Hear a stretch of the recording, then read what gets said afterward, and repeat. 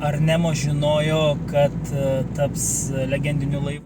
Ar jo kūrėjas žinojo, kad Nemo taps legendiniu laivu? Tikrai taip. Nuo tos pirmos dienos, kai aš pamačiau viziją, kai aš plaukiu per visą Nemuną, aš žinojau, kad statau patį įspūdingiausią plaustą per visą Lietuvos upėvystės istoriją. Tik tais aš negalėjau numatyti detalių, kad jisai turės antraukščių, kad jisai turės pirtį. Neįsivaizdavau, kad mes turėsime daug didesnį plotą, kad atsiras kilimai, kad atsiras apšvietimas. Ir neįmanoma buvo, nes